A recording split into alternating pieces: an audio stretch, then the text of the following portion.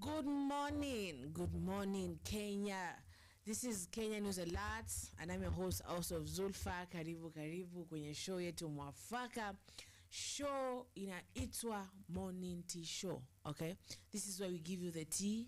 We share the tea actually. We give you the tea, you sit down, you tell us what you know, we tell you what you know, sababu ni umbea. So, and I'm here with my daily person, with the person that tunakosana tunasikizana. Ajitambulish.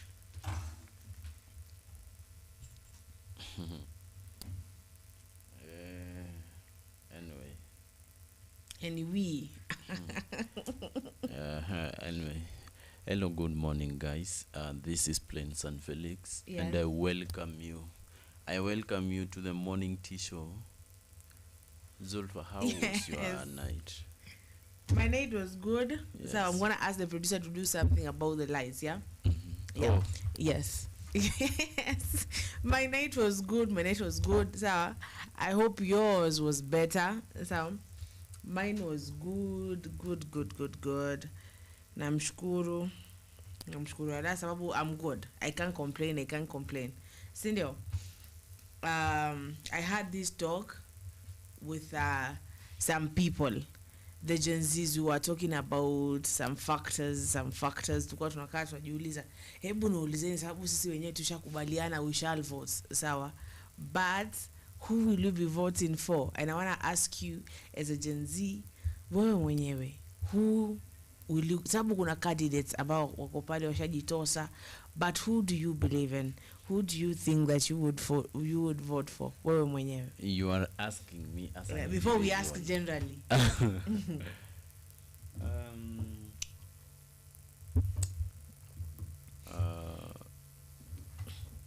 By now, I can't say that I have got a specific person I can vote for, right? But during that time, that will be the moment nitakuwa nimemake up a very, very, very beautiful and powerful decision according to what I maybe nitakuwa nimeona zenye zinaweza ni convince. What if sasa niseme ni mtu ama mtu fulani hivi alafu upate by that time tena nishabadilisha mind kwa sababu ya kitu yenye imefanyika hapa katikati. What do you think? True. So, unajua, we keep on saying that it's si wakati wa siasa. So wakati wa siasa, but the question is, and I'm asking people out here, I'm asking the Gen Zs out here, so yes, tumeshaungana.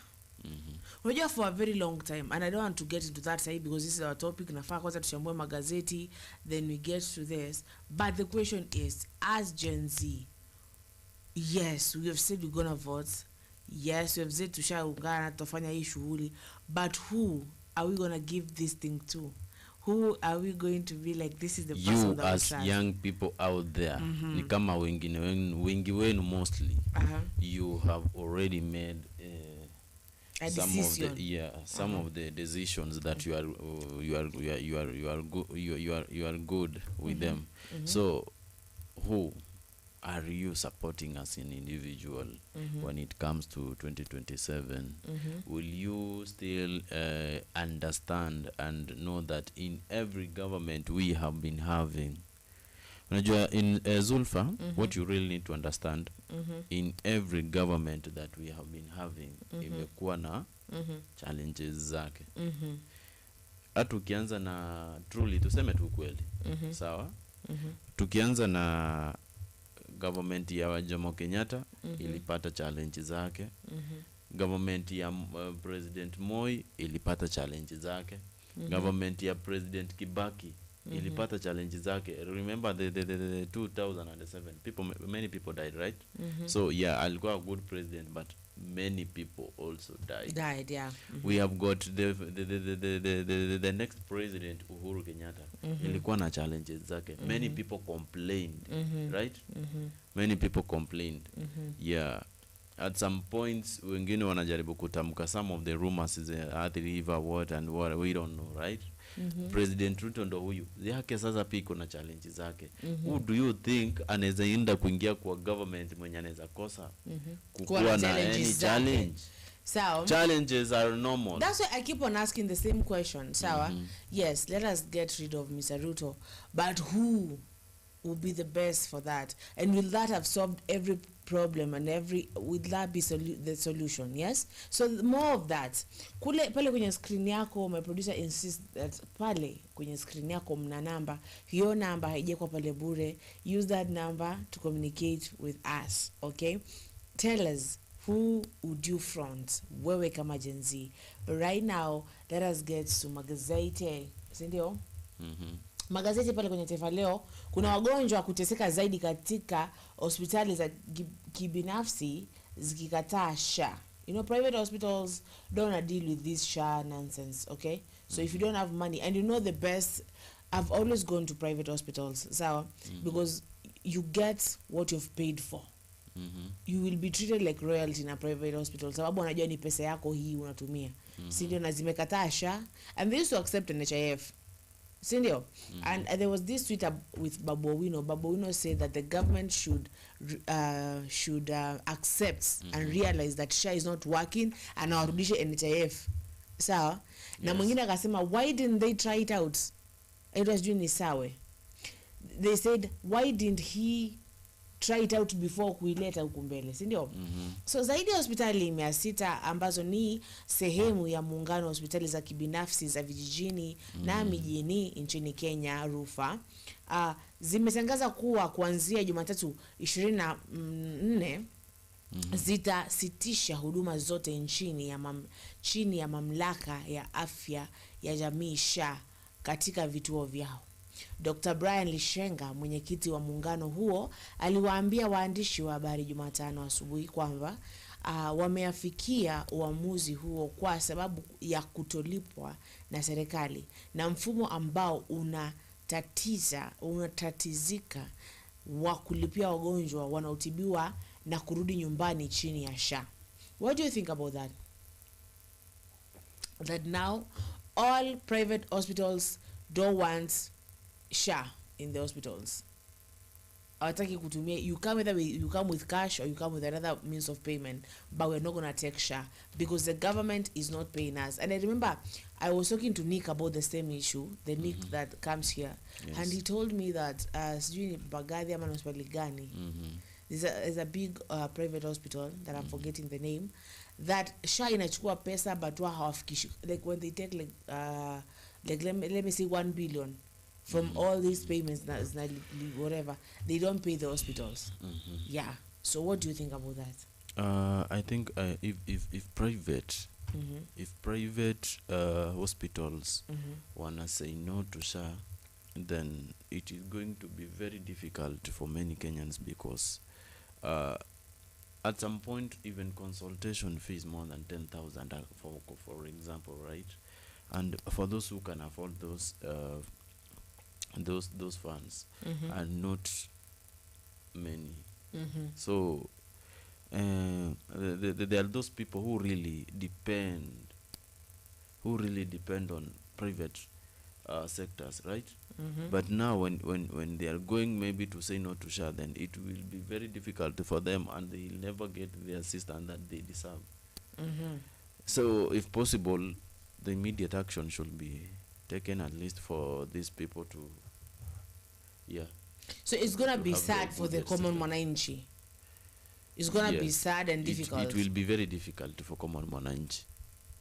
Hey, there's urgent news hapa. So actually Kim to inform that anasema rest in peace Bwana Wafula Chebukati.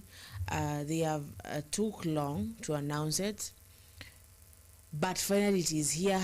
Go well, champion. So Bwana Wafula Chebukati ameweza kutuacha, ameenda zake. May rest in peace. And sorry and special condolences to the family.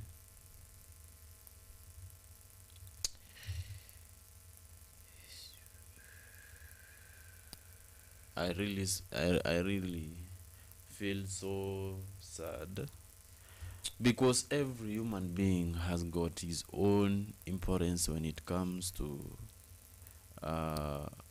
when it comes to social work and many other activities that maybe people could do together. So losing one soul it is a big loss. Losing one soul, it is a big loss. So special condolences from Kenya News Alert TV to Fuller Jebukati family. Yes. Okay, so every time I hear anything about death, it hits me very bad. So was recently I lost someone so close to me, so it takes me back there. But I don't want to go back there now. So a moment. Tukimnukuu Daktari Lishenga, sawa, anasema kama wataalamu wa afya, jukumu letu la kwanza ni ustawi wa wagonjwa wetu. Hata hivyo, kuendelea kushindwa kutatua changamoto kubwa katika kipindi cha mpito cha SHA sasa kuna hatarisha moja kwa moja ubora wa uendelevu wa huduma katika hospitali zetu, si ndio? You know, let me tell you, SHA is not working anywhere. SHA is not working in public hospitals. SHA is not working in private hospitals. And right now the private sector wanajitoa, sawa, in that. What are we going to do if you cannot afford? You know, let me tell you, there's nothing so expensive like health. There's nothing so expensive kama hiyo, sawa. We have been asking, kama sa visa kuna, how will these people be? Kuna mtu, remember there are children ambao there are people who are poor, sawa, who cannot even eat the balanced diets. Only those medicine give it to them. They can't afford. Ni dawa tu keep alive because our afford kukula. You know, I've had friends who had that, who are affected. So, and those people, but these ones can afford, sawa. But the way they eat, the way they take care of everything, sawa. These ones that ikibaki wabai watabai, unaget. But wale ambao hawawezi, na after that, kuna vitu kama cancer, mtu anataka kwenda hizo chemotherapy and all that, sawa. You cannot SHA ifanyi, maybe NHIF used to stand for it and now SHA is not doing. How are you gonna deal with that? Na private hospital ni hawa, you cannot you go to a private hospital, I went there just for H. pylori medication, sawa. It is very difficult. And you use more than, I'm gonna say, a lot of money. What is the government planning to do on this actually? What are they planning to do? So wanachama wa kupitia viongozi wao walisema wameshindwa katika mwafaka na serikali katika masuala mawili muhimu. Malimbikizi ya takriban bilioni 30 kutoka kwa iliyokuwa hazina ya kitaifa ya bima ya afya NHIF, where's that money? Na mfumo unaosumbua wa kulipia wagonjwa wa kutibiwa na kurudi nyumbani chini ya SHA. Let me ask this thing, nasikia huu mfumo ni mfumo wa California. It's really California maware, so it is used there. Why has it been brought here? And why didn't they try it out before they brought it? You don't just think of something and you bring it without testing it fast and knowing hizo portals, and I don't know what they're saying that they're not working. Mungejaribu kwanza mjue haya basi. Tushajua iko sawa. Now you people can do what? Can use it. You just don't flip it like that. Dr. Lishenga anasema kwamba madeni wanayodai NHIF ambayo iliondolewa na nafasi yake kuchukuliwa na hazina ya afya ya jamii chini ya SHA ni ya kuanzia 2017 ama 2017. Madhara, this is bwana Lishenga anasema madhara yake yamekuwa mabaya sana, yamesababisha watu kupoteza kazi, kusumbuliwa na benki, uhaba wa dawa muhimu, madaktari wasio lipo pamoja na mzigo wa kodi kwa mapato ambayo hayapo.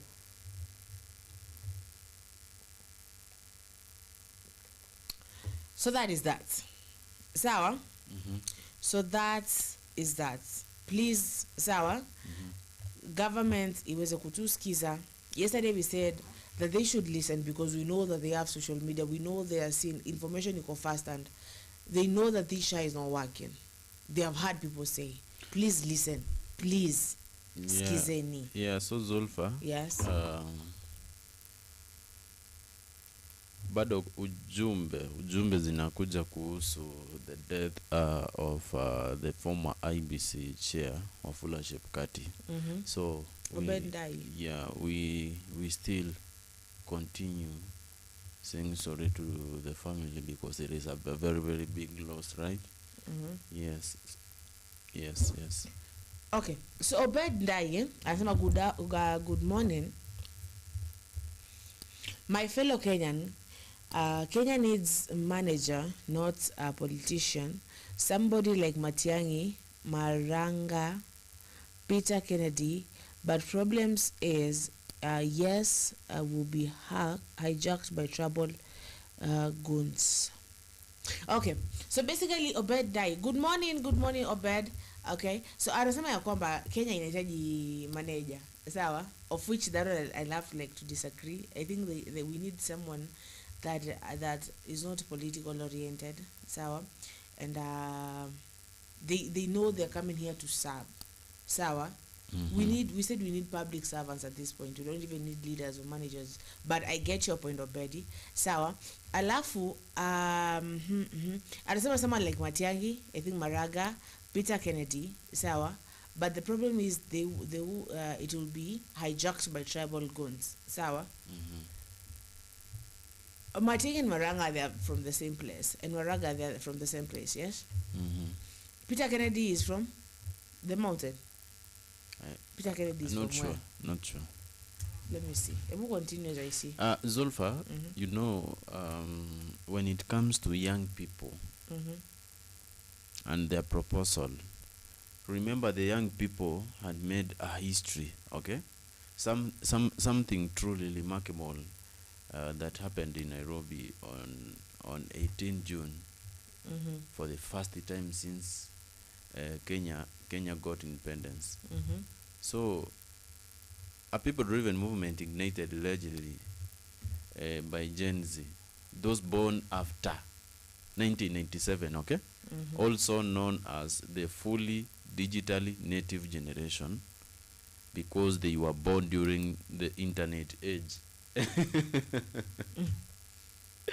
Internet age, na mimi simu zimekuja nikiangalia hivi. Simu ya kwanza ilikuja lini? Simu gani touch? Simu yenyewe. So when they are trying to call us internet age, ni uongo. Watu wa internet age ni watu wa 2007. And the But when I found my mother with a phone, with a Nokia phone. Zile Nokia fulani. Zulfa. Yes. Simu zimekuja juzi. Si hapo 2000. Simu zimekuja juzi. Na no, Felix, 2000. Yes. Ati 2000? Yeah. Simu zilikuwa huko. No problem, but yes. Sio hiyo internet age yenyewe wanatuambia. Internet ni huko later. Internet ilikuja lini kwanza? I'm gonna say kitambo. But when we have come to know it, hizo tuta wenye umesema. Okay. So this young generation took the streets in droves to protest against the Finance Bill 2024 that was to introduce punitive taxes, right? That will, among other negative impacts, significantly raise the cost of living and the cost of doing business in Kenya. If it was to be passed, it will have maybe allowed the state to raid the personal data of citizens, including bank details and mobile money accounts, thereby overturning existing digital privacy laws. So the people gathered on the streets of Nairobi, where were not the usual hoi polloi who usually attend rallies. They were young people, including professionals from all classes.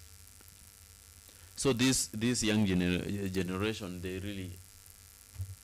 are really sensitive when it comes to political matters and other political aspects. By deciding to take this opportunity to show that we tunaumia, right? and they really need fair living conditions. They marked the beginning point of a historic movement when it comes to politics in Kenya. It has come to some point whereby we are trying now to ask ourselves. They have been suggesting some of the individuals, but one of the individuals is silent. We have not even heard from him saying anything. But let me ask you, my good sister, do you think by suggesting or bringing a new individual, right, or suggesting a different individual will ever be the solution to the country? Then thanks, that individual may occupy the office, right? How long will the individual take to rectify all the messes that he or she will come to encounter in the office? It will take time. It will take time. Na bado tutaanza kumuita mbaya, tulidhani utatusaidia kumbe wewe. Because unajua, sawa, akina tafadhali, sawa. Let us try to be fair. Let us try to be as fair as we can be. Sindio? Mr. Ruto joined, sat on that seat, sawa. As we said yesterday, he found mess ya Mr. Uhuru, akafind mess ya Kibaki, everything, sawa. And we did expect him to fix it, sawa. Yes, kuna vitu kama hizi kuna vitu kama hizo ku create positions ambazo it will be nyanyasi in us as the common mwananchi. Kuna vitu vingi ambavyo tunafeel yenyewe tumefinyiliwa kama tax and all that, sawa, si ndio? But even if you bring Matiang'i, or you bring this Maraga guy, or bring Kennedy, or any other Gen Z person will come that atakuja ama watakuwa like this is a person, as you're saying, sawa, they will not fix it in one day ama 1 year, sindio? It will take time for them to fix the entire system ikuwe fiti.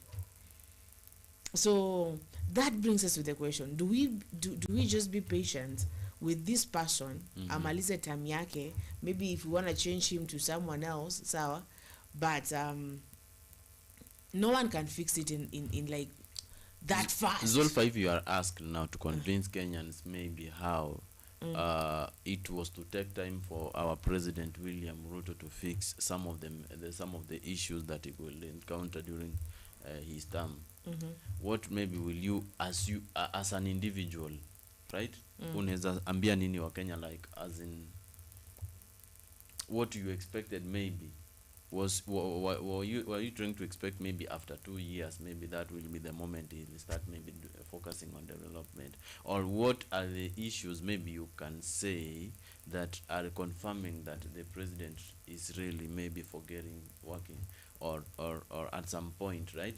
I don't want you maybe to be one of those people who may say negative about the president. No, because we cannot do that. No. And we are not focused into that, right? No, we are not focused on yes, negativity. We are not focused into that.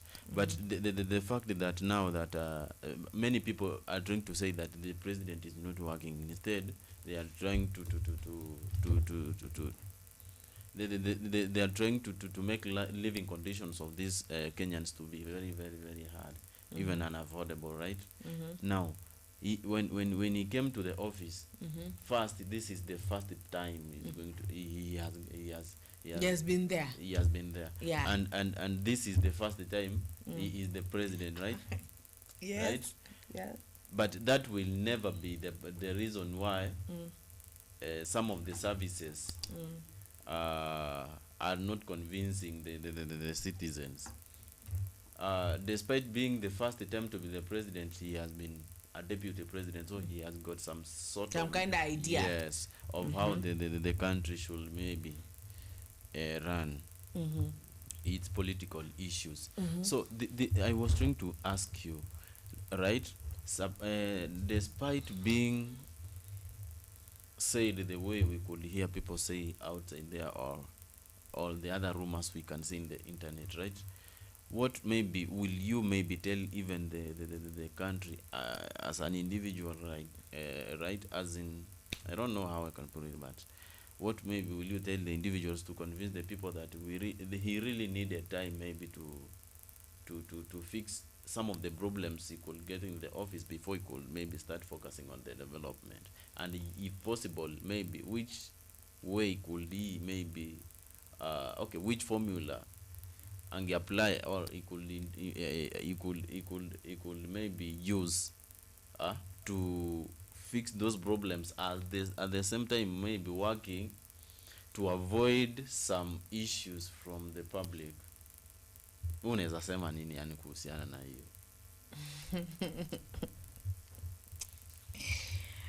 Felix, so you want me to tell the people? I want to tell the president. The people, as in, you know, the people. This is what I'm trying to tell you, my sister.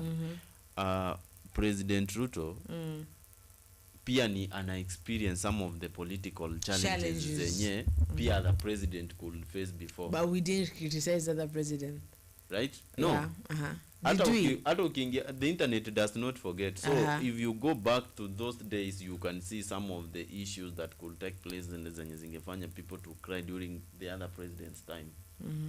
Right now, the issue is most of them, when you wanna complain, mostly the youth and other leaders who are not comfortable with the leadership, right? So it is normal that in every leadership, obviously there could be a challenge, and this challenge will never be I don't know, will never be resolved if a clear understanding won't be achieved by the two parties, either the president and the public, right? So mimi nilikuwa nakuuliza, like, now that he could get some of the issues that he could fix, because we really know that there were a lot of issues that maybe he could fix before he could start his work, right? Unaweza ambia nini watu kuhusiana na hiyo issue whereby maybe apply formula gani maybe as he was trying maybe to work on those things at the same time working for the people? Ama ni vitu gani zenye una feel like yenyewe hapa nayo kuna vile mbali na sha? Ni vitu vitu vingi. Vitu vingi, as I usually say every day.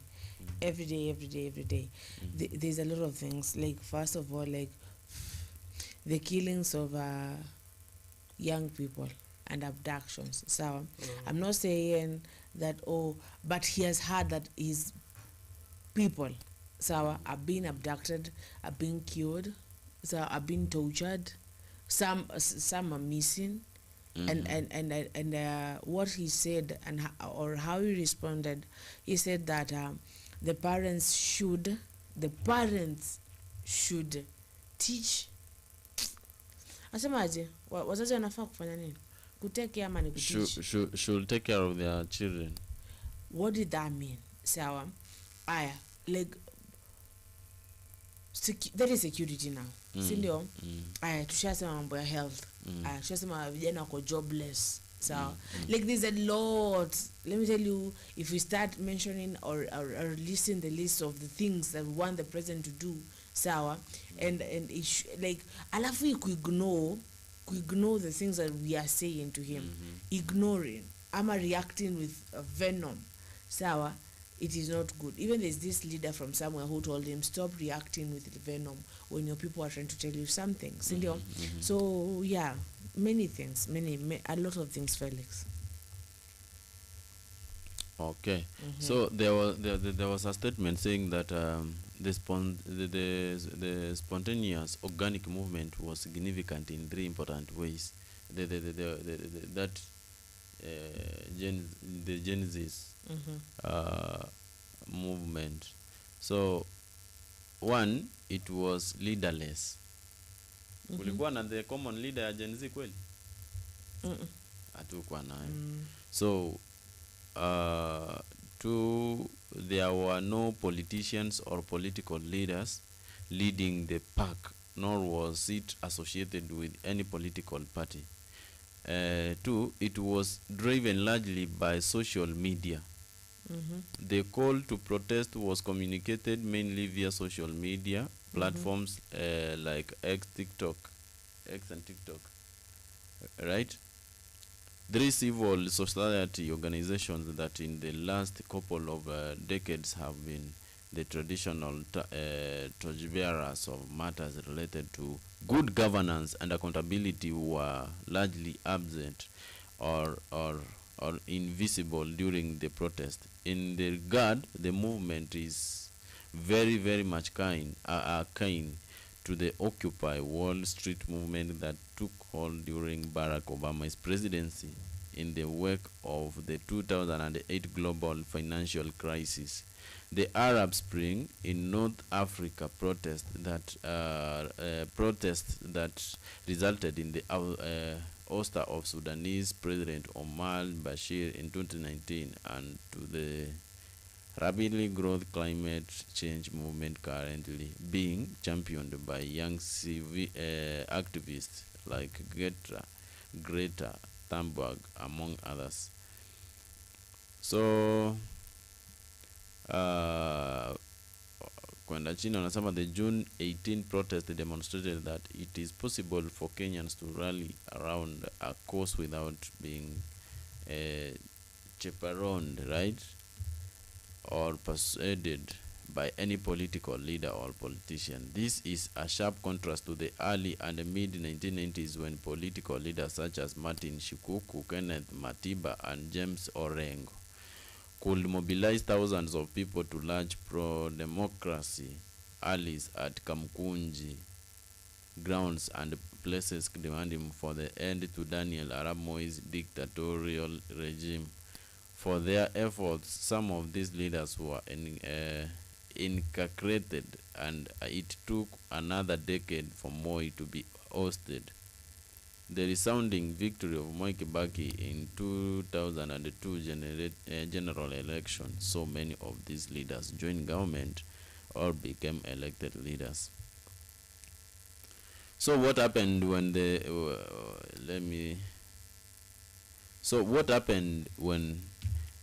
what happened then was that there was no one left to speak for the people except civil society and non-governmental organizations.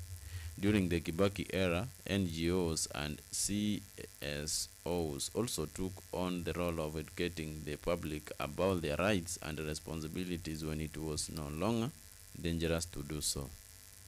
Meaning, what we really need to understand is that every government since independence mekuwa na some of the challenges, right? But now kitu yenye inaweza convince watu like their government is truly working is that how are they trying to work on those challenges, and how are they responding to them? We can't know. So when we come back to our topic, who are the Gen Z fronting right now? Matiangi. Who are the Gen Z fronting right now? Matiangi. Wewe ndio umesema, guys. No, you had in the morning I spoke actually to like 7 of them, sawa. But au wengine sijui 7. 7 from my place they were like Matiangi, sawa. And I hear just a moment as I reach to where. So guys, we are really kuna comments pale. Yes, they search for that. So kuna Peter anasema at Kim true he died long ago. It's like AU election was a reason not to announce. That is Chebukati. Sawa. And then there's Peter again. He said good morning Zulfa and Felix. At Kim and Obedi mko fine big up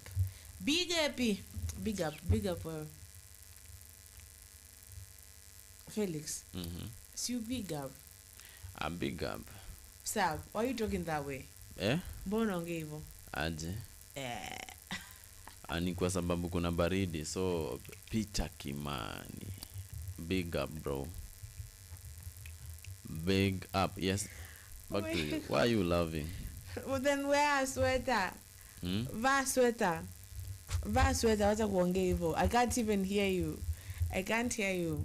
Verse wewe. Now that is the difference between a man and a woman. And you really need to understand. Understand what? Si umesikia vile naongea? Umekuwa ukisema eti unisikie. Anyway, as we continue so hapa kuna information, sawa? Yes. Do you know e-citizen? E-citizen? Yeah. Imefanya? E-citizen, sawa?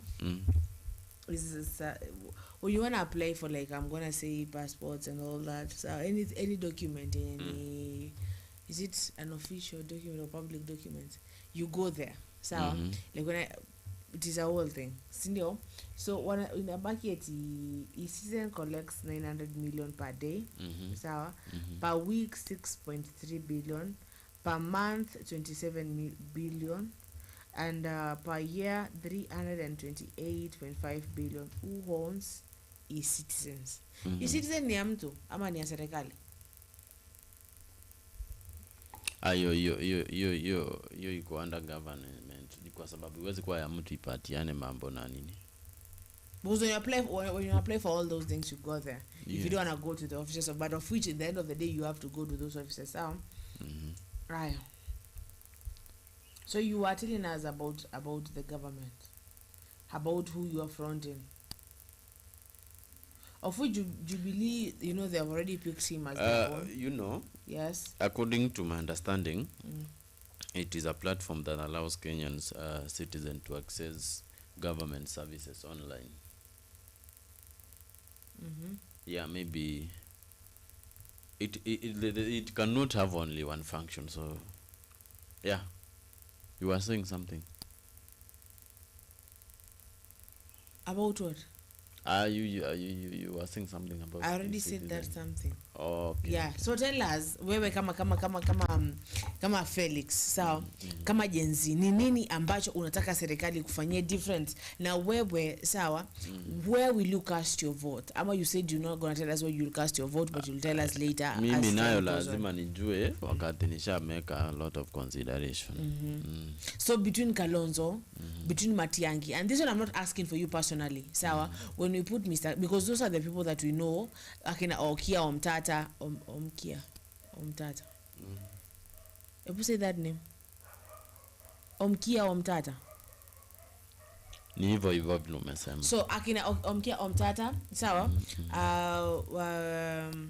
Kalonzo, Mr. Matiang'I, Maraga, yes. Apparently he wanna vie, yes? So who, when you put these people here, and remember we are saying we don't want the last generation leaders here, we want new faces, we want to bring new blood into this, Cindy. So who would you say this person kidogo?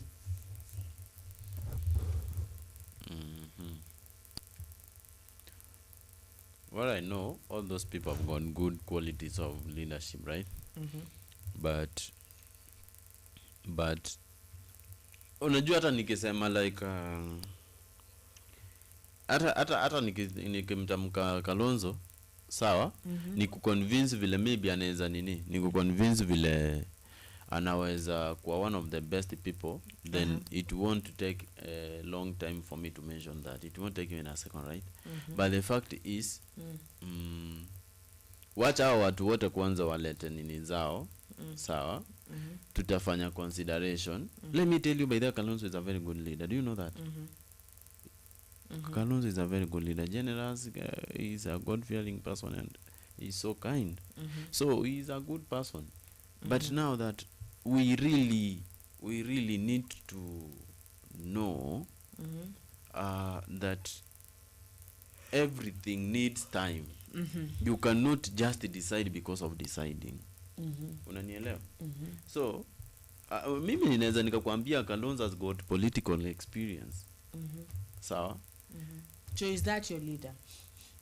Zulfa, I'm trying to say that Kalonzo ameonyesha some of the political qualifications. Amekuwa kwa government kidogo. Unajua umeniuliza, so mimi siwezi kujibu tu direct mimi wangu ni huyo ama ni.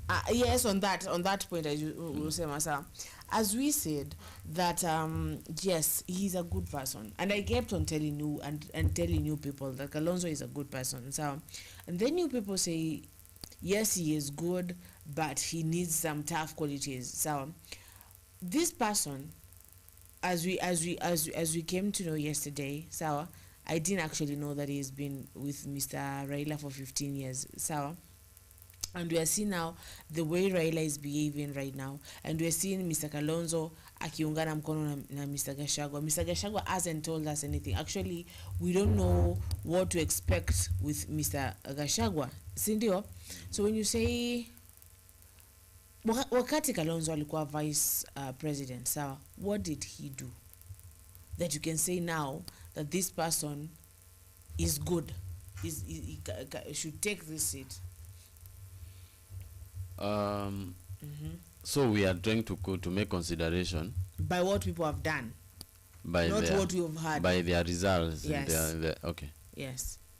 When Kalonzo was a vice president, Zulfa, that guy could maintain his lane. Na vile hata walimaliza hivyo na vile alianza kwa political career yake, mimi sijasikia skando yoyote, sawa. Na kitu unafaa kujua, by that time vice president ni mtu mwenye angeshikilia wakati president yako busy somewhere. He was vice president akuwa responsible to go and oversee some other things, just like ama amepatiwa contract ya kufanya project fulani. Sawa. He could only represent the president and maybe akitaka kuwakilisha president mahali, that was the main function. Wakati president maybe anataka wakilishwe mahali, yeye ndiye anatuma nini. But he was not given other developmental responsibilities whereby maybe umeambiwa nenda ukasimamia project fulani, ama hizi pesa pia wewe ni zako and on a project unaweza fanya kwa nchi. Unaelewa? So mimi kitu yenye ninaweza okay, what I can remind you is that my sister, that guy ni akona political experience now that amekuwa kwa politics for long, just like any politician. Yule mse akona qualities zake zenye zinaweza mqualify kuwa the president. Unanielewa? Yes. So ukiniuliza like ni nini aliwahi fanya akiwa deputy, yani akiwa vice president, I don't think whether during that time the vice president could maybe have many I don't know, just like the deputy president. But we are seeing this deputy president calling leaders to his place all the time. Umeona sasa, by that time at some point vice presidents could not do that. Mtu mwenye angeita meeting kama I go allowed back then. I don't know I don't know kama I go allowed. Back then it wasn't allowed to call your people, to call leaders to your place, you know. Let me just question my viewers. Hello viewers. What was the main maybe functions of a vice president that are different from the deputy president of today? I don't think whether there is a big difference, but there are some of the aspects that maybe could make somebody be recognized that this person is really working. We cannot say that now by calling meetings at your home and whatever that you're working. You are working. Instead you are spending money. Pesa ya umma. Instead you are spending. Ni afadhali basi maybe uzitumie kutembea ku oversee what is going on. Na utuambie like this is what is going on. Kuita meeting ni mzuri sana, sawa? Na it really makes people to come together to share ideas on what they are supposed to do as a team, as a government, and as them, right? But after the meeting, bado sisi tunaendelea kukaunti, siku imeisha na miaka inaendelea kusoma, bado hatujaona chenye kinaoneka. So the vice president during that time hatuwezi anza kujiuliza alifanyanga nini akiwa vice president. what if upate nini zake zilikuwa limited na hatujui. So labda Kalonzo akiingia president pia. The other question, sawa. You have said that he is experienced politically, si ndio? Na ni ukweli, wacha tuseme ukweli. Kalonzo is mature politically. Yes. Nikwambie? Niambie. Mimi sijaiona akirespond kwa any political affair na hasira. Sijawaiona. Okay, so do we need like a political experienced person, or we need like because when you say that political experience, you mean that is a politician, sindio? So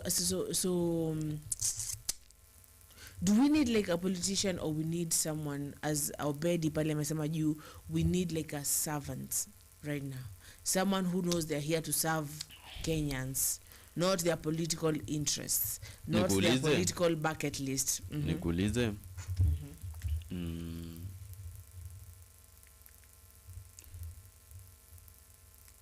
What are you questioning me in the?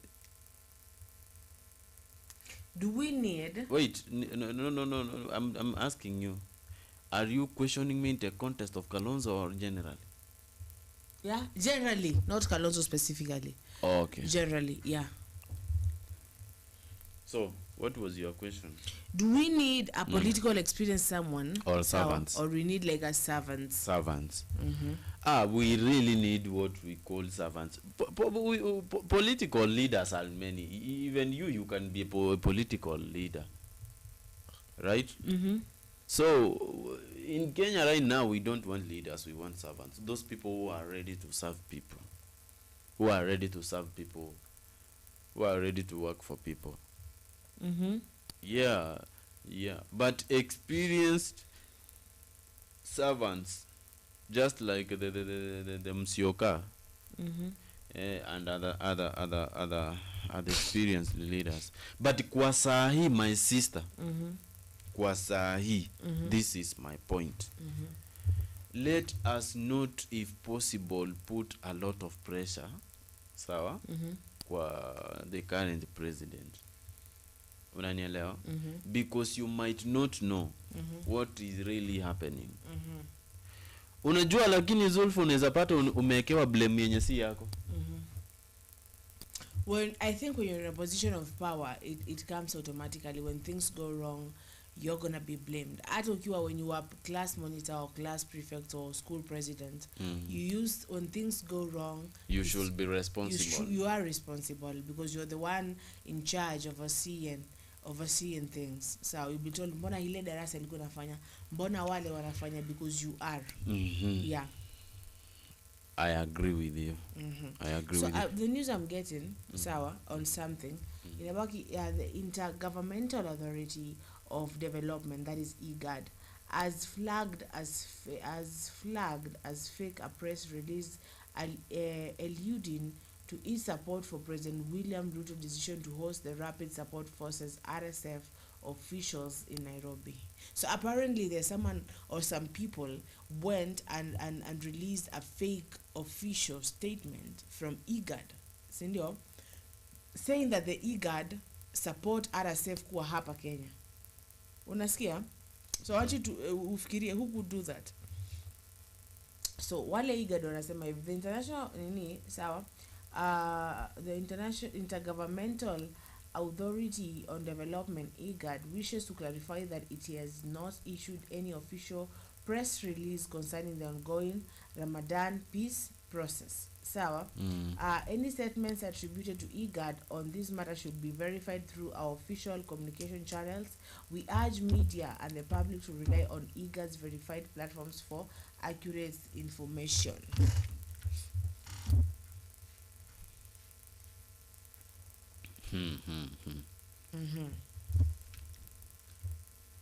What did you say about that?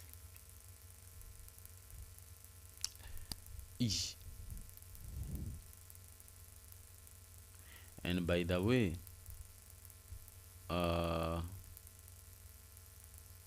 do you think it is safe? not only thinking, I can just conclude that it is not safe.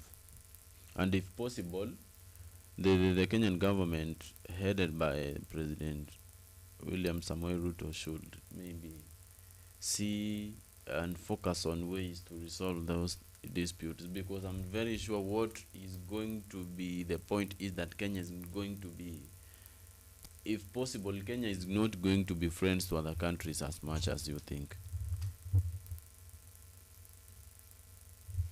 Manielewa? Yes, because the decision we keep on making, and I said yesterday, the decision that we keep on making really do contradict where we stand. So are we standing with Africa and the countries in Africa? Ama, what are we doing? So, and yesterday Mr. Onyonka said something and withdrew it for the sake of peace, apparently. So, so I'm like, he said that the M23 met here, launched themselves here in KCC buildings. Mbona tukusikia hiyo? People know. I told you was my Bolt driver. Ama ni watu tumelalia masikio na tujui. Either way, he said. But I could at some clips, nani yule president wa Rwanda angeongea mara anataja ke Nairobi. Sasa Nairobi tena inatokea wapi? Do you remember hadi nikikwambia tu mtu ni anataka kutuletea mashida zake atuletee pia sisi ama nini? Yeah, you told me that, so, but the story is they were here. Walikuwa huku, sawa? Kulounge. Mimi sijasema tafadhali, do not quote me. Sawa? Do not quote me. I heard it from Mr. Onyonka and someone said sawa. So nisiambiwe and I get arraigned niseme how I know ama ni produce evidence. Sawa? Even Onyonka withdrew and apologized. But the thing is, sawa, that was a very nice move, because now as Kenyans we know. Sindio? We know that they were here. We know they have been here. They've been but RSF iko. I heard they're gonna release a statement yesterday. I've been waiting for their press conference. Hawajatoa press conference. Nangoja. I am there. Even in fact, I am waiting on my informer. They have told me that once they do that, I'm aware with the time they'll be doing it, they'll be telling me. So I'm actually really waiting on that one. I wanna know what they have to say and who they are saying to. Alafu swali lingine ni ambalo nauliza, is it good for our president to go to the borders and start giving out IDs? Wait, when did that take place? See? Huh? Where are you? I'm asking. Yeah. When did that take Some place? few weeks ago. Some few weeks ago. Yeah. They were, in fact, sisi kwa checkpoint ya Somalia kuingia. You know there's a checkpoint pale Kitui, sawa? I was speaking to a friend of mine there, but wanaingia tu. Wanaingia tu. In fact, wanaingia mpaka wamebeba guns, wanaingia tu. Hakuna polisi. Hakuna hiyo dhara. Hakuna check up. Check up people, but see ile dhara that it used to be done. They are get. See, the president gave the knee. Like ingeni tu. Very dangerous. Very dangerous. So how are they going maybe to manage this case? Because relations between the two countries is not going to be stable anymore. Na kumbuka, the moment ushachafua jina ni hivyo. It is just like losing dignity. It will never be very easy for you to regain your dignity once you have lost it. How do you think the relations between the two countries maybe will be? It will be very hard to work on those men.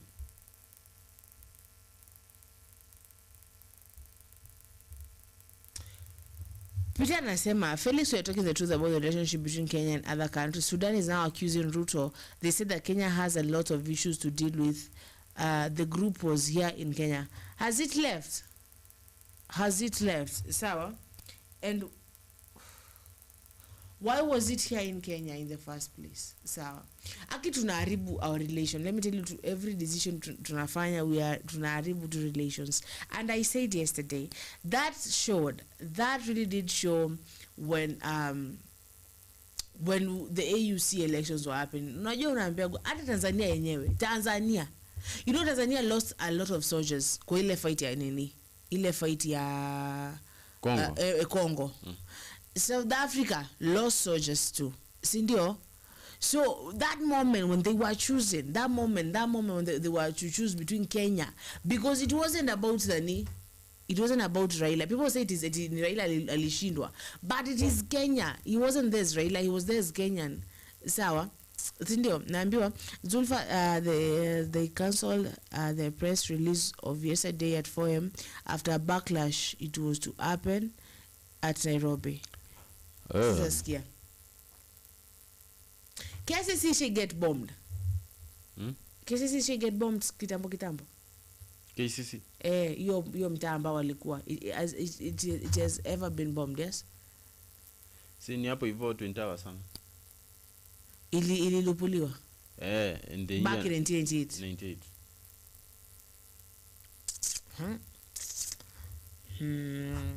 So what was I saying? Tanzania is our neighbor there, sindio? But they voted for the other guy because they saw how our president acted when things were zilikuwa happen in Congo. They have lost soldiers. Ramaphosa has lost soldiers. So I think Africa showed us where we stand when those elections were happening. Ama, what do you think? That is the point. So that's why the youths and the Gen Zs, most of them wanaka against the government anyway. But now wame propose nani juu wanasema Matiang'i ametulia sana. That is the question. Who are they fronting? Gen Zs wenye mko hapo nje mna front nani? Because Matiang'i is so quiet, we don't know what is happening. Yes. Si wafunge tu macho wa support kama ni Kalonzo, kama ni William Ruto bado abadilike. Who are they fronting? Because in every government they are fronting, but the person who they are fronting amenyamaza tu. Amenyamaza, tunangoja. Tunangoja hatue press conference atuambie. Lakini kwa saa hii mimi kitu yenye ninaweza ambia kila mtu, mimi nakwambia ukweli Zulfa. Kwanza kuvote against the president right now, it will be very difficult. Unaelewa? Wacha wampatie tu muda wake, sawa?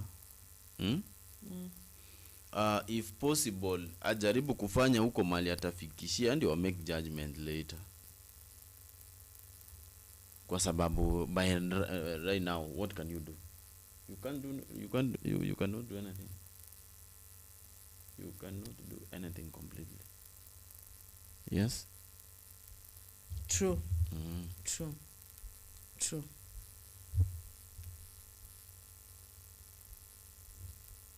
But I've been asking you though. So, I've been asking you though, with the decisions that we are making as Kenyan people, no, not as Kenyan people, as a Kenyan government, that the decision that they are that we, unajua, Kenyan government is Kenyan government, sindio? So saizi wakianza kulipua wanalipua kwa Ruto peke yake, wanalipua the entire of Kenya, sindio? So tell me, what can we do? There's something that I'm searching here that I want to read for the people, so continue. What we can do concerning the presidency? Truly just like as I said. Unajua saa hii kila mtu anaelewa mtu mwenye ako na imani na yeye, unaona? Kuna watu wenye wako na imani na mtu fulani na mtu fulani na mtu fulani. But the fact is, truly, I'm telling you the truth. Right now, the best thing we can do is to give this government time. And kitu yenye Zulfa, do you know that a time may come whereby wataanza kukumbuka President Ruto kwa mazuri yenye alikuwa anafanya kwa sahihi hayaonekani? Unajua at some point, let us be fair. Whereby some of the issues which are happening right now, yes, can maybe convince you guys to make any judgment you may really need to want. You may really need to do, but the fact is a time will come when you will also remember some of the positives and impacts that the president could maybe bring to you guys right now. But the fact that now yenye yamefanyika, yenye yametendeka na yenye yanaendelea, we are not supposed maybe to make funny comments and judgment over the same. But ni kutulia na kupeana time. Yeah, we really understand that life imekuwa ngumu and other things, but what can you do? There are some things I've sent there for you. Would you read it to the people? They are updates, to the people. All these ones? The updates are happening soon.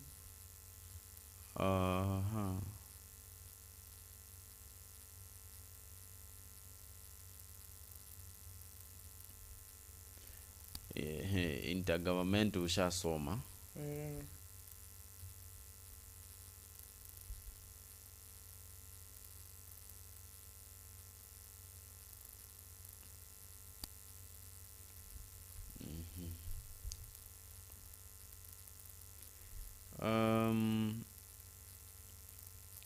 Anyway, let me read this one.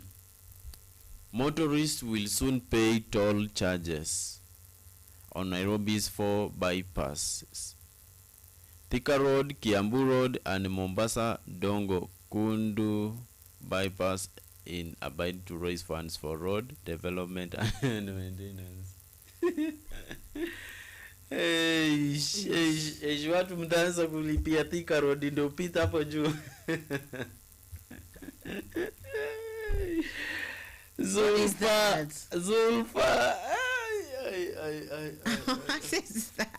Kai. And pedestrians too. Wait. Nirudie kusoma? Please. Can I repeat reading this statement? Motorists will soon pay toll charges on Nairobi's 4 bypasses, right? We have got Thika Road, Kiambu Road, and Mombasa's Dongo Kundu bypass, in a bid to raise funds for road development. Why? Yeah, bana, hii maybe ni rumors. Ni rumors. Next niambiwe eti nitaanza kulipia live yangu ama a natural given. There was something when Lewis mlikuwa mnaongea kitu. You know when Lewis sema levy. Eti there's what levy? Nini? There's something you were saying that kwa levy alipiangwa ya mtu akiwa na bibi wengi. Ilikuwa inaitwa breast tax aje. I don't know, is there any historian who is watching me, please to help? Ile I'm questioning you, my audiences. Ile tax yenye mtu alikuwa analipa kulingana na the number of women the person had as wives, ilikuwa inaitwa aje kama si breast tax? Breast levies, something like that. I'm not sure, so don't think that I'm so sure. Wait, so guys, let me ask you, amtakuwa mkitumia Thika Road for free?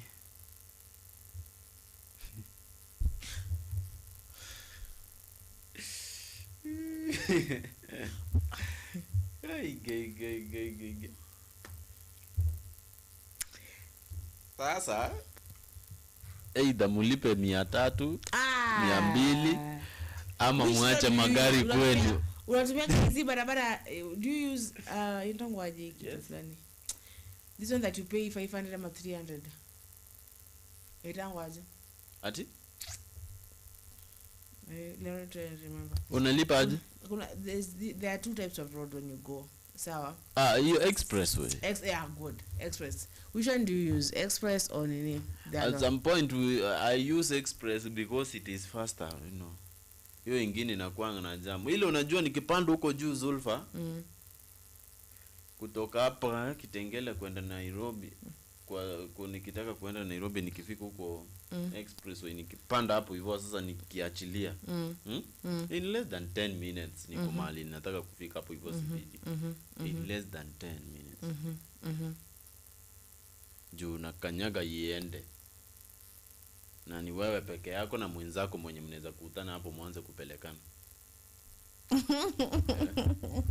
You're the rich. There's someone called Sidali. So Yes. Sidali is I don't know, a government official, works in the labs of whatever of the government. So this Sidali person was telling me that that's when you know between the two classes. Sawa. Hapo na hapa. Of which siku hizi mabasi zinapita tu hapo. Si ndio? So yeah. But people prefer to use the other roads. Jam iko tu sawa. Si ndio? Yeah. So Peter jam iko tu fiti. Si ndio? Because no, let me not start that. Now, Nambiwa na Peter anasema, Zulfa, I told you Suluhu, Kagame, Museveni would not vote for Raila at AU election. It was a long con. They were forced to attend the State House Raila lounge. Museveni never. Uganda did vote for Kenya? Where? Peter, tell me. Uganda did not vote for Kenya. See, I thought...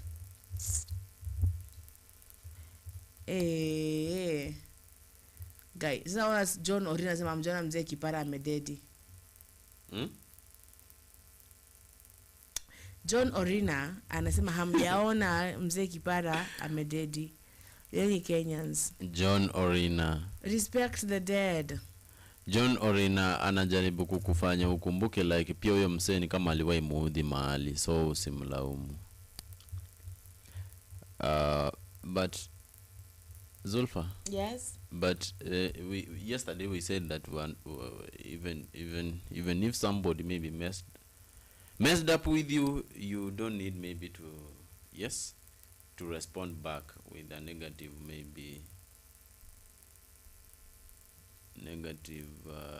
feedback.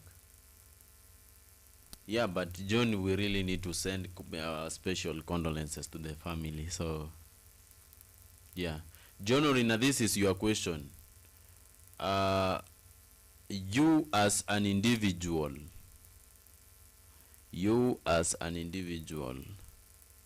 what can you say about the title you are seeing up before YouTube? Because mwenye alikuwa amekuwa proposed ametulia sana, na sababu yake kutulia tujui. Yes? Sababu yake kutulia tujui.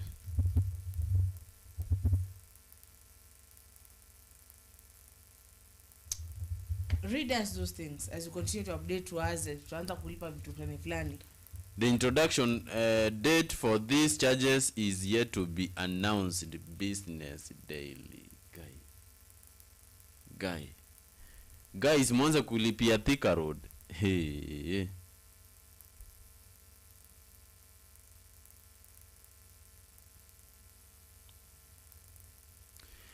Jubilee party picks former CS Matiang'I to face President Ruto in 2027. Unajua waliongea jana. So citizen collects cash 900 million per day, per week 6.3 billion, per month cash 27 billion, per year 328 billion. Who owns citizens? No, own citizens. Hatujajua bado. That is a question that I've asked, but someone will tell us.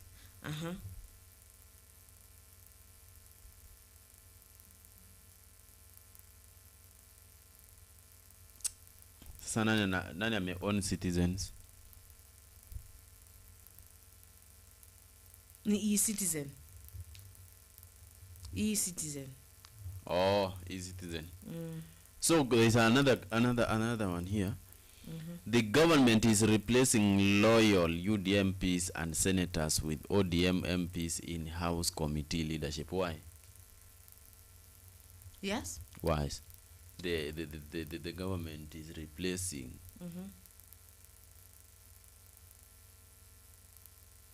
UDM MPs and the senators with the ODM MPs in the House Committee leadership. You cannot punish Mount Kenya MPs who risked their political career by voting yes on finance bill and Riggy G impeachment. Replace errant UDM MPs with loyal UDM MPs, not with ODM MPs.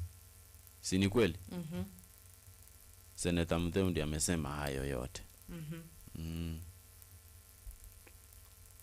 So Zulfa, yesterday Jubilee party walikuwa wanajaribu kuzungumzia nchi.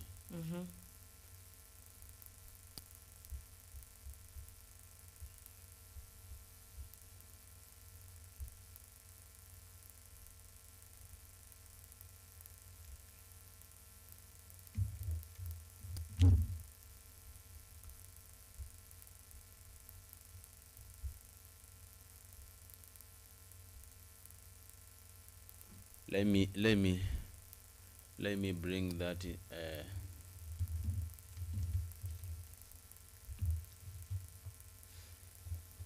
let me bring that footage.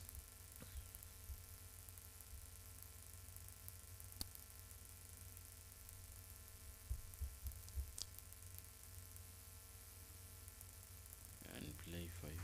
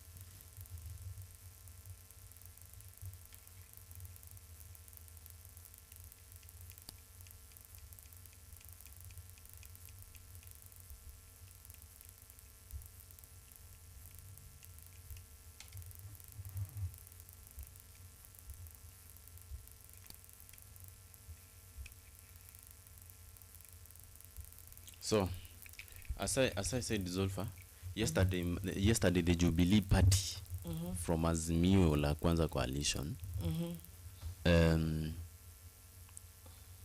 tried to talk about tried to give their speeches after the AU election, right? And they could give their views over other aspects of political issues in Kenya. Please guys, ebu tuangalie hiyo kwanza. Tuangalie hiyo kwanza, tusikie vile Jubilee walijaribu kusema hapo jana.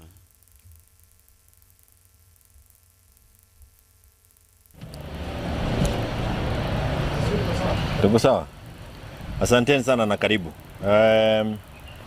This morning we have had a meeting of Jubilee leaders from the branches. Some of our many branches, but we have about 14 chairmen and secretaries from our counties. This is the first meeting of a section of the branches. We'll have another one kwa sababu ni wengi sana na tuko wengi, but we want to manage our branches in that format. And the reason why is because we want to make sure that we continue doing grassroots recruitment, making sure that our party infrastructure and structures are in place, We have also agreed that in the coming days we'll be out now to open party offices.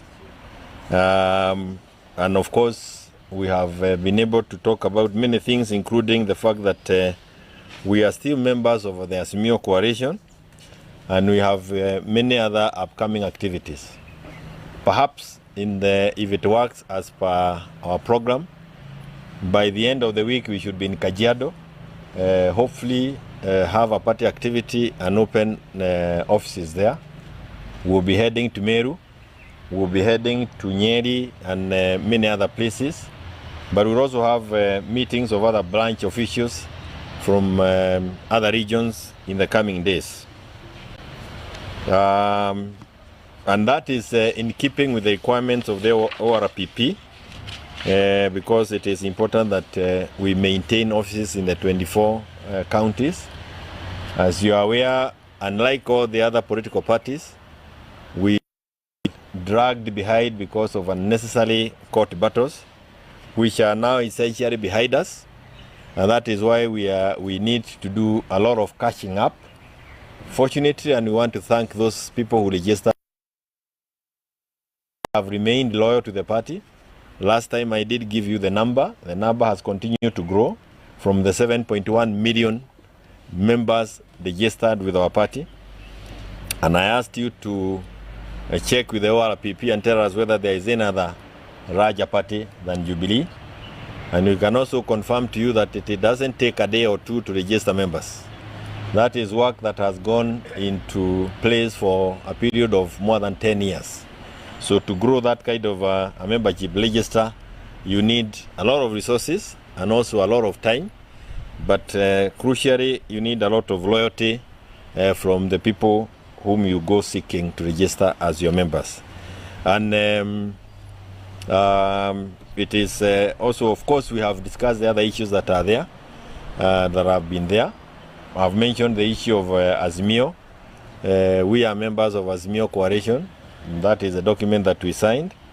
It is the Azimio Coalition that gave birth to the NADICO report, together with KK.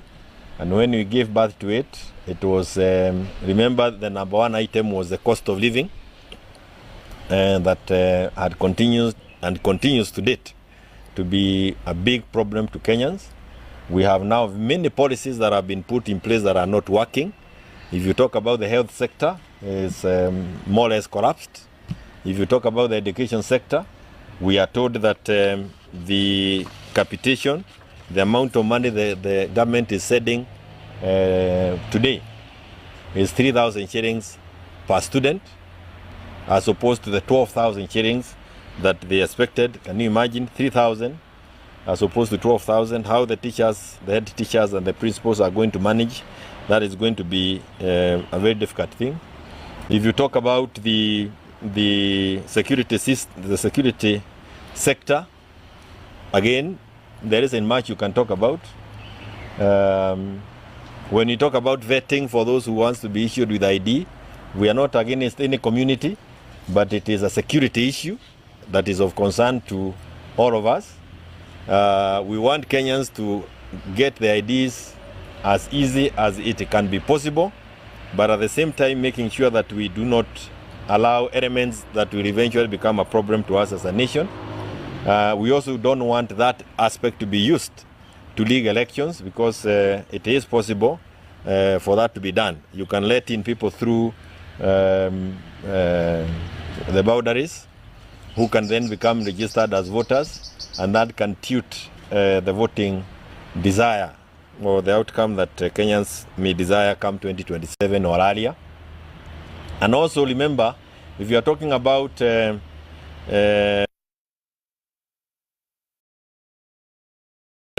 we have Busia is also a border area. We have Namanga, pia huko ni mpaka, the other side of Mount Elgon. All these are areas that are communities that border others.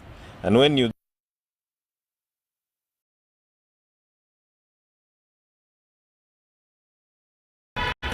I've talked about security, but I think security also goes hand in hand with the foreign policy. We supported Baba in his quest for the AUC position, Unfortunately, he didn't succeed. But we also need to ask ourselves as a country, and especially from the head of the state, how did we contribute to his failure to capture that seat? Are there people who didn't like our faces? Are there people who didn't like what we have stood for or what we may have said there before? Is it in keeping with us to host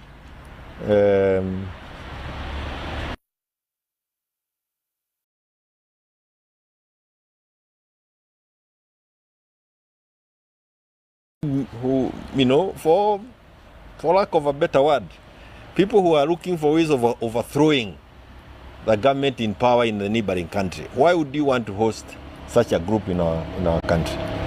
However friendly they are to you, what does it tell that the leadership in those countries or even the populace in that country? I think some of those are mishaps that one way or another may have contributed to the failure of Baba reaching the AUC seat. I don't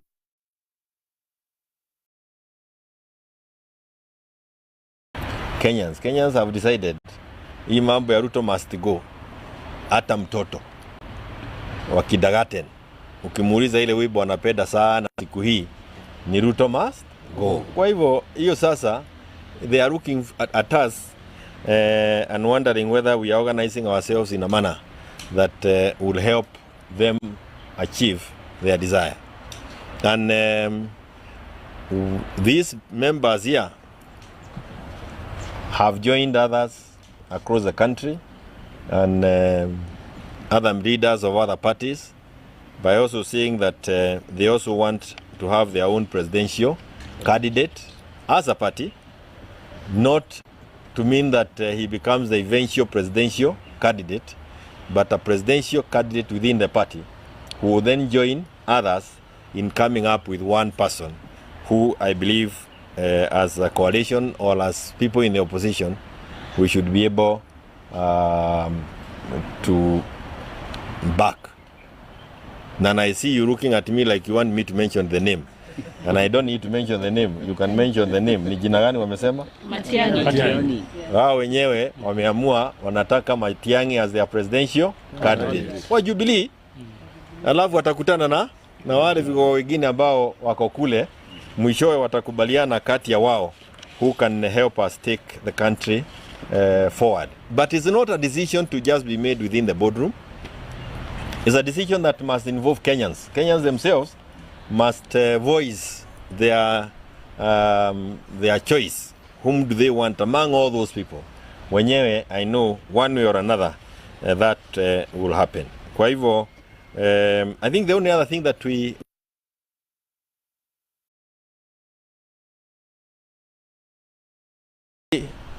important decision that was arrived at by the Constitutional Court, where Jubilee, not Jubilee, Azimio, which constitutes of ODM, Jubilee,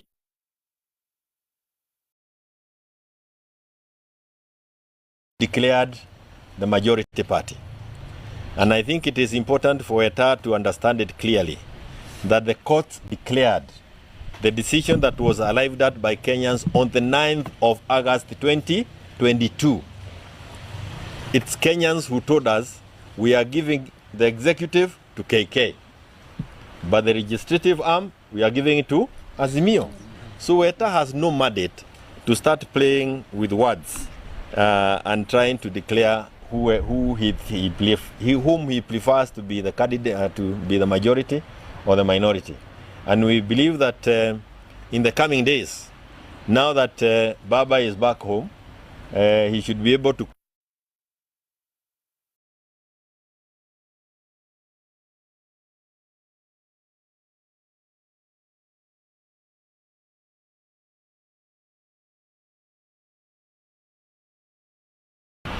Parliament, for the various parliamentary committee, departmental and the other committees, session committees. And I believe that as that is happening, the strength of the parties on the floor will be respected. Within Azimio coalition, ODM has the largest or is larger than Jubilee, and Jubilee is larger than Wiper, and Wiper is larger than the APK, in that order. So in the allocation of seats and opportunities within the floor, that should be respected.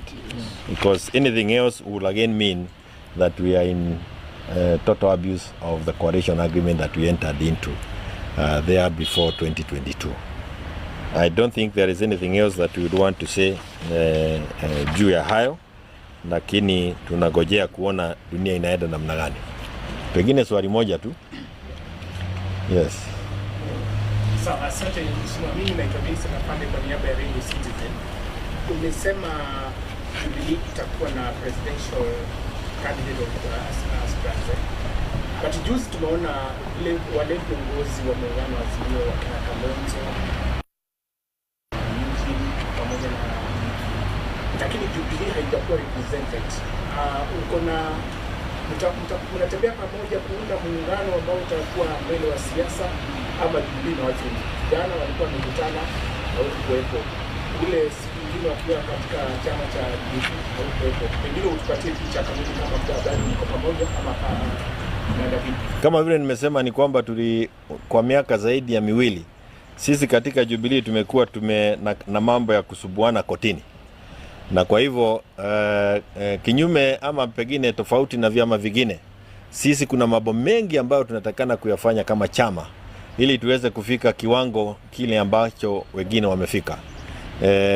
Kama wale umewataja wamekuwa wakihakikisha kwamba vyama vyao vinaendelea vyema kwa zaidi ya miaka mitatu. Sisi tumekuwa tunasukubuana hapa na pale. Ni juzi tu tumeweza kufikia pale. Kwa hivyo hata sisi wenyewe tukifika kiwango ya kukaa na wao kuongea mambo ya dunia ya kesho, tutaonekana pale. Lakini pia ujue kila wakati, kila kitu ina wakati wake. For now, I believe the most important thing for us as Jubilee is to build our party. And you'll see us out in the countryside with the Kenyans uko zaidi kuliko vile unaweza fikiria. And we need to do it because every time we wanted to do it there before, it was not possible. Now we will be there. Na si namna hiyo. Nilikuwa nataka kusema gani nyingine? Wacha tuseme nyuma yako iko mwingine mfupi.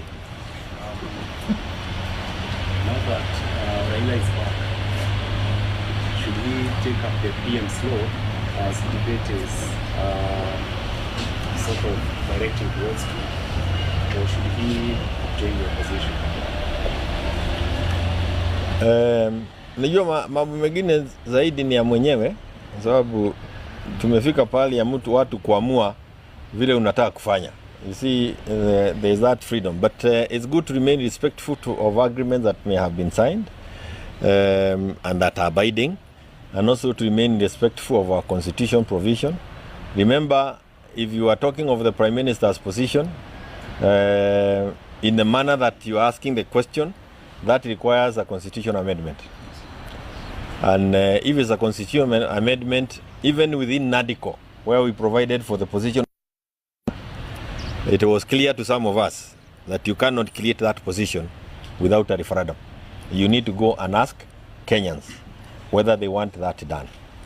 Of course, it changes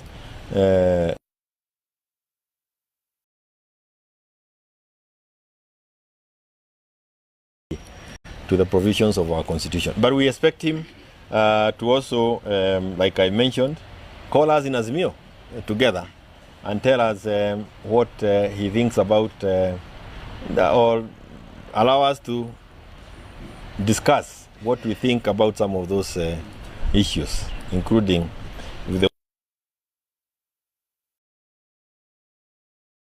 NADICO is this. NADICO has been in Parliament for more than a year now, if I'm not wrong. Not more than a year, a couple of months, heading to a year. If there was anything useful they thought was contained in that document, they would have implemented it by now. So this cherry picking is, they may want to use NADICO report to manage the country now that they are in disarray. So Wakenya, just be aware that hii mambo yote ni kupangwa tu, mambo ya kupanga, tutapanga, kupangwa. Na nafikiri Wakenya sasa wamepita hiyo kiwango ya kupangwa. They have decided, come what may, 2027 it is Ruto must go. So ulete Nadiko mapema, ulete baadaye, uniweke prime minister, unitoe. Hii mambo wa Kenya wametoa kwa biashara yao. Ni mabadiliko ni lini. And that is why we want to go out as a party to ensure that we are also ready, so that when that time comes, we are able to sit at that table and make decisions that will help the country move together. Yes, do. Tayari nimetaja kwamba Matiang'i ndiye atakuwa yule ambaye atabeba bendera yenu kama Jubilee. Na pia wengi wanahisi kwamba Raila Odinga hata kama atasimama kwa mfano atakuwa kiungo muhimu sana kwenye siasa za mwaka 2027. Labda kama Jubilee unasemaje kuhusiana na mtazamo huo kwa wengi nchini? Ati umesema nini? Naona umenitega pale, endelea rudia sasa. Wengi wanasema kwamba tukielekea uchaguzi mkuu wa mwaka 2027, Raila Odinga hata kama hatasimama atakuwa na sauti, kama atakuwa kiungo mkubwa sana kwenye siasa za mwaka 2027. Tayari ninyi kama Jubilee mmesema kama Matiang'i tosha.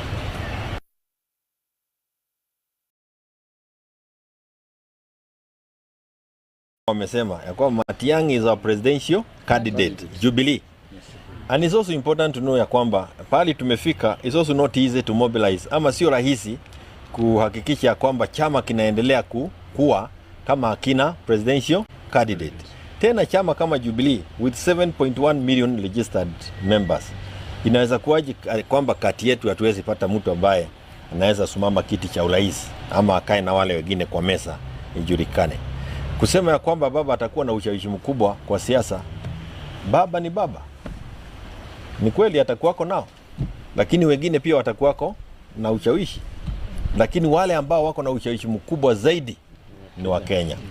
Na Wakenya ndio watasema tunamtaka huyu wala sio yule. And I tell you something else ambao nimesikia kwa Wakenya. Wanataka kama sisi ni watu ambao wako opposition, tukae pamoja tuwapatie presidential candidate mmoja. Hawataki kila mtu amesimama kwake nyumbani. Wanataka kila mmoja.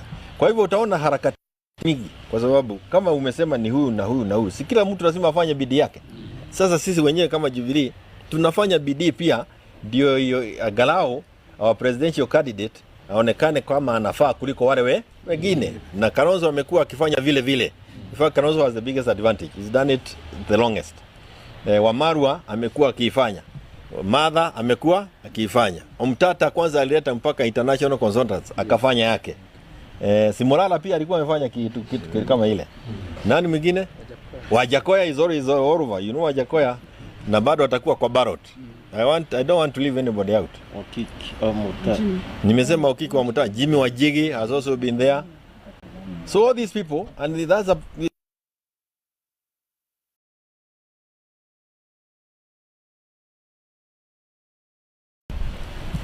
nani mwichoe watakuwa na ushawishi kwake, waseme ni huyu.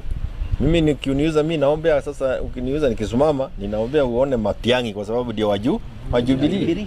Ule mwingine akisimama pale watoto, insurance ya watoto, we will reverse all those things zote, and it will be a 360.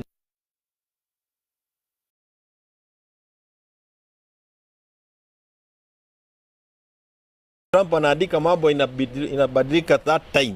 That's what we are looking for, because we are wasting time, we have wasted time, but I believe that with a good leader this country can be turned around in months and we go back on a useful trajectory. Asanteni sana na Nyasani ya Muride. Yes, sorry, a quick one.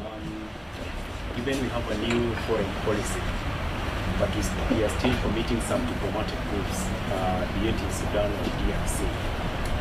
How would you speak to it? I hear you saying we have a new foreign policy. I don't know which. Because if you are talking of a foreign policy that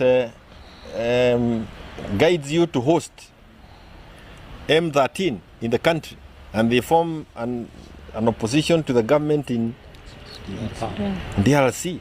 If you are talking of having these guys of RSF in the country, and they are forming themselves to go and do some other funny things in their own country, then our foreign policy is completely warped. And it is an embarrassment knowing the kind of brains we have that have guided us in the past in terms of foreign policy that gave us a lot of respect internationally. We were respected and feared as a country that knew what we wanted to do, where we wanted to go, and how.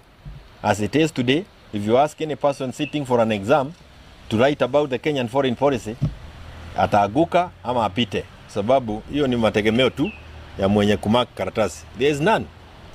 Hata Musalia mwenyewe kimuuliza foreign policy yake ni gani, he doesn't know it. Nimemsikia akiongea leo hii, kesho anatoa, kesho kutwa anaweka. How many times must be anyway? Wachana na hiyo maneno. Wacha wale tugojee 2027. Wacha sisi tukajipange na maofisi. Yeah, thank you so much. Sasa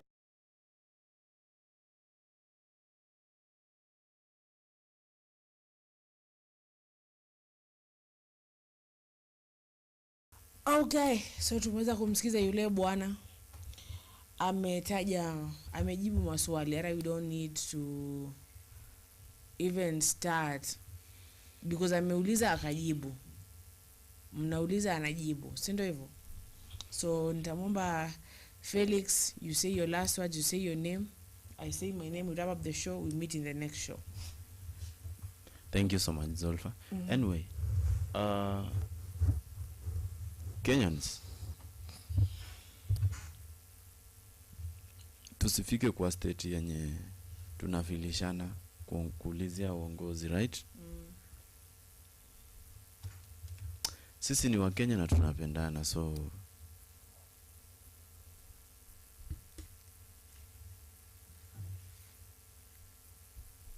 love is what we really need to consider. I really appreciate you guys for joining us. Wacha tukutane the next show. Yes. And I'm very sure itakuwa very strong. Yeah. Itakuwa kali sana. True. Itakuwa yaku Ukata na shock. Exactly. Si hata msumeno. Okay. So I've been your host, House of Zulfa. Asanteni sana kwa kina Peter Kimani, John Orina, Obed Ndayi, and Mr. Kim, and then the silent viewers. We thank you so much. We thank you so much. We do really appreciate. Juma Karim from Kenya News Alert. Tupatane kwenye show ya katikati from saa 6 on the dot. So 12 o'clock. Bye bye.